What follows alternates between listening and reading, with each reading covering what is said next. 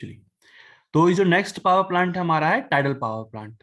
अब देखिए बेसिक इसका मतलब सिंपल आइडिया इसका ये है कि जो ज्वार भाटे आते हैं उसे ही हम टाइडल एनर्जी बोलते हैं। जो ज्वार सॉरी टाइडल एनर्जी का हिंदी होते हैं ज्वारी ऊर्जा। तो इसमें क्या होता है कि ऐसा पावर प्लांट जिसमें समुद्र की लहरों में उपस्थित ऊर्जा की किस तरह की ऊर्जा, काइनेटिक ऊर्जा ऊर्जा सॉरी काइनेटिक एनर्जी या गतिज ऊर्जा, उसका उपयोग करके बिजली का निर्माण करता है, वह हमारा टाइडल पावर प्लांट कहलाता है। इसे इंग्लिश में टाइडल एनर्जी या हिंदी में हम इसे ज्वारीय ऊर्जा कहते हैं। अब ये आपके कितने प्रकार के हो सकते हैं, जैसे आपके 3 प्रकार बने हुए नीचे, तो आपका ये 3 प्रकार का हो सकता है।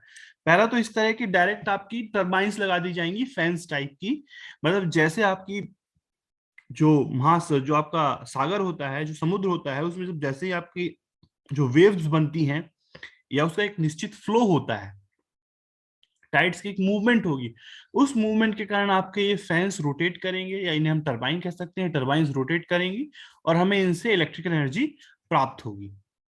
फैंस टाइप की लगी हुई है, या एक इस तरह का आप डाल दीजिए, एक आपका इस तरह फ्लैट सरफेस लगा हुआ है और एक फ्लैट सरफेस ऐसे लगा हुआ है, तो आपका ये ऐसे रोटेट करेगा, ऐसे लंबवत। लंबवत आपका लगा दो, उसके चार दोनों तरफ फिंस लगा दो, आपकी जैसे जैसे उससे लहरें गुजरेंगी वैसे वैसे आपका ये मूवमेंट करेगा लंबवत। और यहाँ पे देखिए हॉरिजॉन्टल, ये आपके हॉरिजॉन्टल मूव करेंगे। दोनों ही सेम टाइप के हैं, पानी में डूबे रहेंगे, बस एक हमारा हॉरिजॉन्टल मूवमेंट रख रहा है और एक हमारा वर्टिकल मूवमेंट रख रहा है। अब इसमें एक चीज और ये होती है कि अगर हम इसको पवन चक्की से कंपेयर करें, पवन चक्की से कंपेयर करें, तो यहाँ पर एक है कि इनकी मजबूती ज्यादा होना आवश्यक है, क्योंकि पवन चक्की जो है, ये देखो सेम पवन चक्की जैसा ही है, मतलब सेम टू सेम पवन चक्की जैसा। एक पवन चक्की हॉरिजॉन्टल रोटेट करती थी, एक पवन चक्की हमारी वर्टिकल रोटेट करती थी। सेम पवन चक्की जैसा है, बस डिफरेंस ये है कि चूंकि वो बाहर एटमॉस्फेयर में था, इसलिए उस पर उतना ज्यादा बल नहीं लग रहा था और उतना ज्यादा प्रेशर नहीं था। एटमॉस्फेरिक प्रेशर था, एटमॉस्फेरिक प्रेशर इतना ज्यादा नहीं होता है। पर ये जो आपकी ब्लेड्स हैं, ये कहाँ है, पानी के अंदर डूबी हुई है, तो इनमें इनमें जो प्रेशर होता है वो हाई प्रेशर होता है। इस कारण से इनकी मजबूती पवन चक्की की तुलना में ज्यादा होती है। अभी जो तीसरा टाइप है, इसमें क्या किया है, यहाँ पे एक ब्रिज टाइप का या डैम टाइप का बना दिया है। अब इसमें क्या करते हैं कि जैसी वेव आई, जैसे वेव आएगी, तो वैसे ही यहाँ के डोर खोले जाते हैं, तो पानी कहाँ इकट्ठा हो जाता है, पीछे की तरफ इकट्ठा हो गया। तो मतलब फिर से देखो, जैसे हाई वेव आई, पानी का स्तर बढ़ा, हमने गेट खोले, तो पानी यहां से होता हुआ पीछे जाके इकट्ठा हो गया। और यहाँ पे ये फैन लगा हुआ है, या फिर ये सॉरी टरबाइन लगी हुई है, तो ये टरबाइन रोटेट करेगी क्योंकि उससे गति होगी, उस पर उसे काइनेटिक एनर्जी मिलेगी, तो काइनेटिक एनर्जी किसमें चेंज करेगा, मैकेनिकल एनर्जी रोटेट होकर।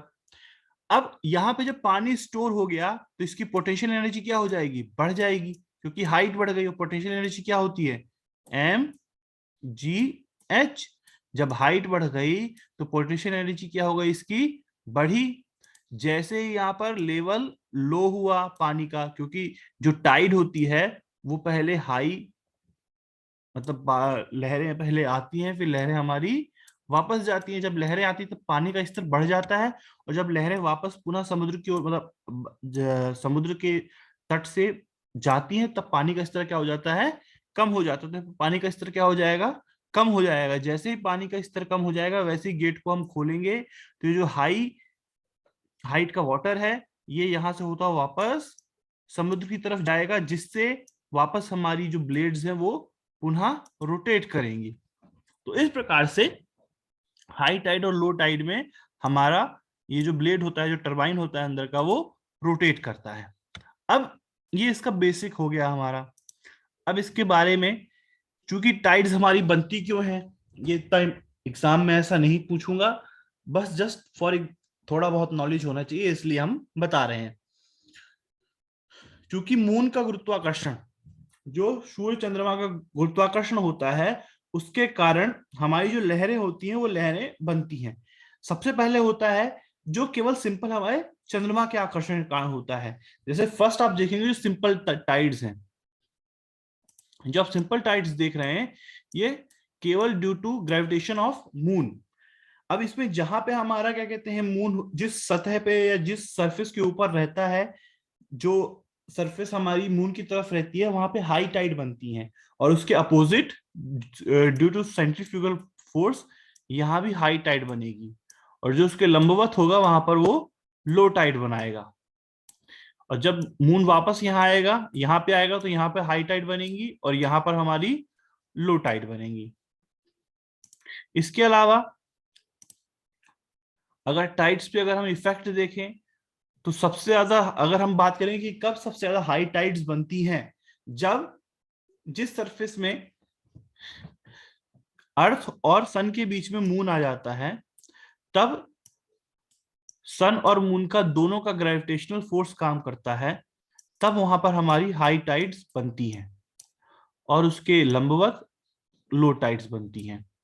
इसी प्रकार से जब सन और मून एक दूसरे के लंबवत होते हैं, तब जहां मून होता है वहां पे हाई टाइड बनती है, और जिसकी तरफ सन होता है, चूंकि वो दूर है, वहां पर काफी लो टाइड्स बनती हैं। पर इन टाइड्स में सबसे ज्यादा अगर हम बोले तो सबसे ज्यादा हाइट इसकी होती है, सेकंड नंबर पे इसकी हाइट होती है, थर्ड नंबर पे इसकी हाइट ज्यादा होती है।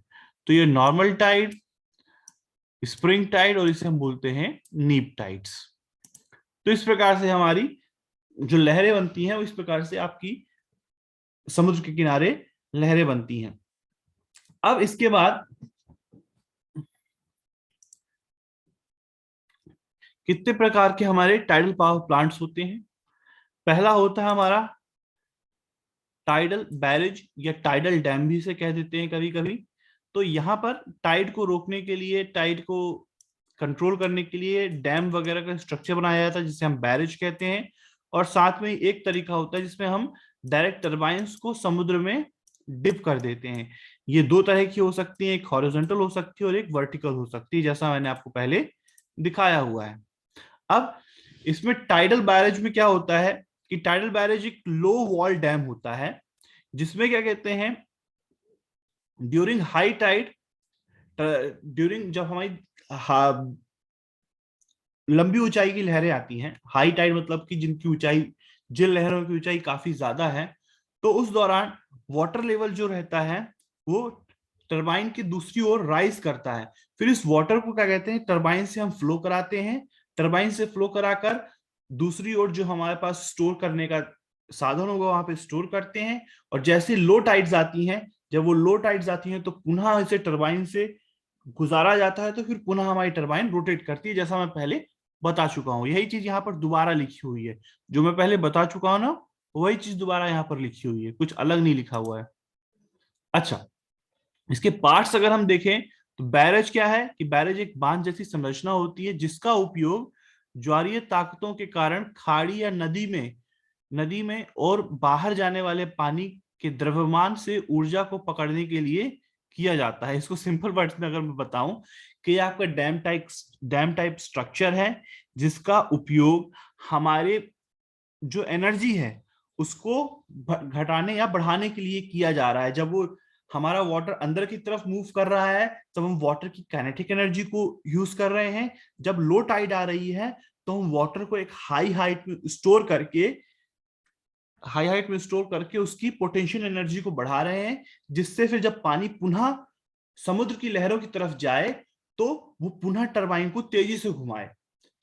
देखो, फॉर एग्जाम्पल फिर से मैं बताता हूं, जब टाइड की हाइट हाई होगी, ठीक है, तो जब वो यहां से गुजरेगा, तो चूंकि इसकी हाइट हाई है और ये समुद्र से बहुत दूर से आ रहा है, तो इसकी काइनेटिक एनर्जी क्या होगी, ऑब्वियसली हाई होगी, है ना।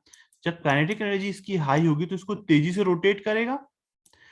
पर जब ये वापस लौटेगा, जैसे आप लोगों ने देखा होगा कि जब समुद्र की लहरें आती हैं, अगर आप कभी गए हो किसी तटीय इलाके पे या टीवी वगैरह में देखा हो, तो जब समुद्र की लहरें आती तो बहुत स्पीड से आती हैं, पर जब वो वापस जाती हैं, तो उनकी एनर्जी क्या हो जाती है, लो हो जाती है, इसलिए वो बहुत कम स्पीड से वापस जाती हैं।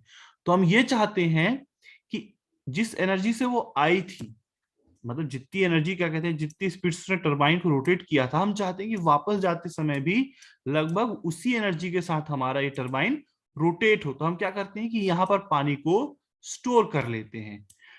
तो देखो काइनेटिक एनर्जी क्या होती है, हाफ mv²। तो वहां पे वेग ज्यादा था इसलिए काइनेटिक एनर्जी तो हाई थी। तो हमने पोटेंशियल एनर्जी बढ़ाने के लिए क्या किया, पोटेंशियल एनर्जी बढ़ाने के लिए किया हमने mgh होता है उसका फॉर्मूला, तो हमने हाइट को बढ़ा दिया। हाइट को कैसे बढ़ाया, यहाँ पे वाटर को हमने बहुत सारा स्टोर कर लिया। और गेट को कब खोलेंगे, जब यहाँ पर जो लहरें हैं वो जा चुकी होंगी। जब लहरें जा चुकी होंगी तो यहाँ पर किस तरह का लेवल आ जाएगा, लो लेवल।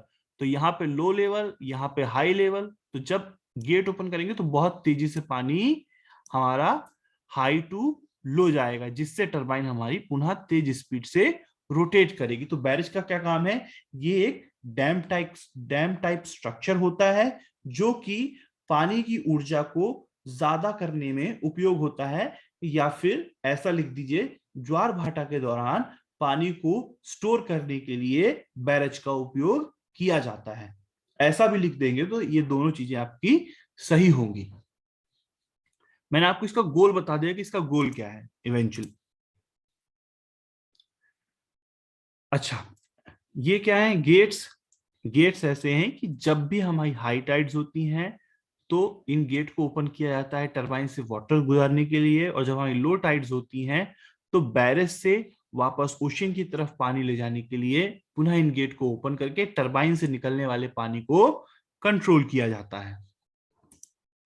अच्छा, ये जो लिखा हुआ है आपको अगर ये पढ़ समझ में आता है तो सही है, नहीं तो मैं जैसा बता रहा हूँ सिंपल लैंग्वेज में आप वैसा भी लिख सकते हो। अच्छा, टाइडल स्टीम जनरेटर। अब टाइडल स्टीम जनरेटर क्या है, सिंपल है। एक आपका जो स्टीम सॉरी जो टरबाइन है, वो टरबाइन से जुड़ा आपका जनरेटर होगा।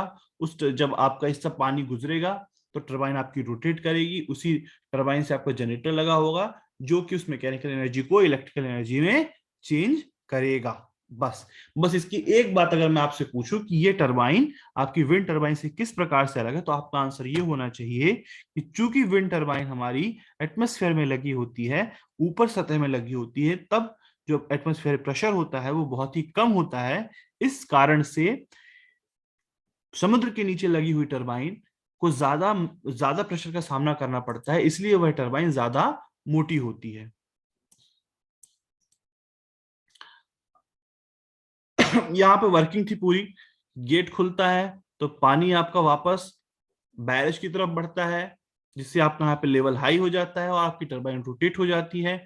उसके बाद गेट्स को क्लोज कर दिया जाता है। जब ओशन का लेवल कम होता है तो वापस गेट को खोला जाता है और पानी हाई टू लो जाता है, जिससे पुनः आपकी टरबाइन रोटेट करती है। अब टाइडल टरबाइंस कितने टाइप की होती हैं, यहाँ पे इनके डायग्राम है। सबसे पहला है हमारा हॉरिजॉन्टल। हॉरिजॉन्टल टरबाइन में इस तरह से आपकी टरबाइन लगी होगी, आपका पानी गुजरेगा तो यहाँ पे आपकी टरबाइन रोटेट करेंगी। एक आपकी होती है वर्टिकल टरबाइन, तो वर्टिकल टरबाइन आपकी कुछ इस प्रकार से लगी होगी, और इसका इनक्लोज जो होगी, इनक्लोज टरबाइन आपकी इस प्रकार से लगी होगी। इनका केवल डायग्राम आप देख के समझ सकते हो कि किस प्रकार से रोटेट करती है। हॉरिजॉन्टल टरबाइन में जो पंखे हैं आपके, वो वर्टिकल न लगे के, वो उनका जो एक्सिस है वो हॉरिजॉन्टल है। एक्सिस क्या होता है, जिसके सापेक्ष वो रोटेट कर रहे हैं, इसका एक्सिस क्या है, हॉरिजॉन्टल। वर्टिकल एक्सिस टरबाइन का एक्सिस वर्टिकल, रोटेशन इसका हॉरिजॉन्टल रहता है, और यहाँ पे इसका रोटेशन वर्टिकल है। Axis horizontal, rotation vertical, axis vertical, rotation horizontal. और इनक्लोज में क्या होता है कि पानी यहाँ से आपका इस सरफेस से अंदर जाएगा, इस सरफेस से बाहर जाएगा, उसी के प्रेशर के कारण आपका ये रोटेट करेगा फैन। चलिए, नेक्स्ट आपके एडवांटेज और डिसएडवांटेज, इसके बाद जो डाउट होंगे वो मैं डाउट लूंगा। एडवांटेज ये है कि टाइडल आपका जो पहले से बहुत पहले से हम देखते हुए आ रहे हैं कि इन्वायरमेंटल फ्रेंडली है। सेकेंड एग्जांपल है, चूंकि 71% हमारी वाटर में सरफेस में अर्थ में पानी है, तो इससे बहुत सारी ज्यादा बिजली यूज उपयोग जनरेट की जा सकती है। तीसरा, टाइडल एनर्जी में किसी प्रकार के फ्यूल की आवश्यकता नहीं है।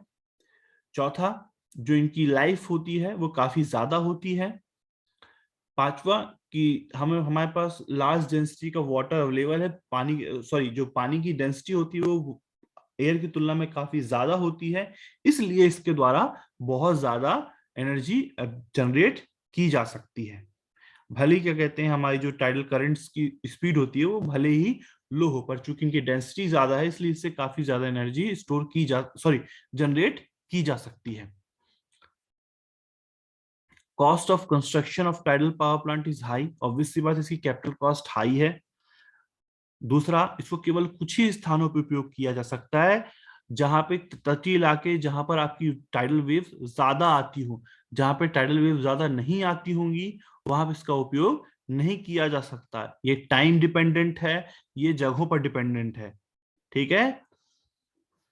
इसके बाद intensity of sea waves is unpredictable.